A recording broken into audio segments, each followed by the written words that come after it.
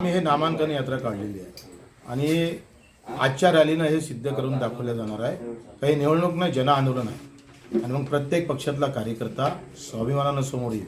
नेते लाचार झालेले आहे, पण कार्यकर्ता आम्ही एका कार्यकर्त्याला दिनेश भाऊला निवडून आणल्याशिवाय राहणार नाही. प्रहार निमित्त आहे, पण सर्व धर्मातले, सर्व जातीतले सर्व कार्यकर्ते एका मुखानं एका सुरानं दिनेश भाऊला एका कार्यकर्त्याला निवडून आल्याशिवाय राहणार नाही. 25 वर्षातली ही मेहनत दिनेश भाऊची खऱ्या अर्थानं त्यांच्या वडिलांचं पुण्याचं काम आणि दिनेश भाऊचं सेवेचं काम हे निवडणूक जिंकवल्याशिवाय राहणार नाही, एवढं मात्र निश्चित आहे. मला असं वाटते या मतदारसंघामध्ये कोणाची लाट नाही. एक नकार मात्र नक्की आहे, नवनीत राणा नको. तुम्ही कुठल्याही पक्षाला विचारा, भाजपच्या शेवटच्या कार्यकर्त्याला विचारा, तो म्हणतो काही झालं तरी चालेल. यावेळेस ज्यांनी आमच्या कार्यालय फोडलं, ज्यांनी भाजपच्या कार्यकर्त्याचं रक्तबांबळ केलं, नव्हे तर तुषार भारतीसारख्या एका चांगल्या कार्यकर्त्याच्या घरावर जाऊन गाडी फोडण्याचं काम केलं.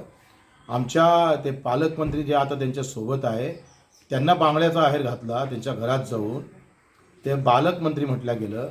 आणि मग तरी त्यांच्यासोबत आहे हे लोक जाणून आहे, लक्षात घ्या.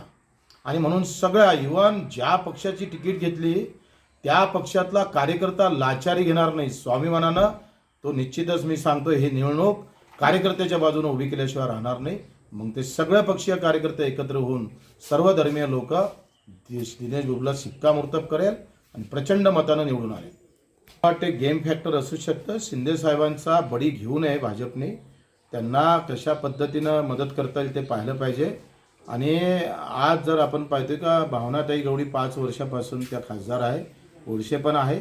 अगदी तो त्यांचा निर्णय आहे, त्यांनी कोणाला तिकीट द्यावं काय द्यावं तो त्यांचा प्रश्न आहे.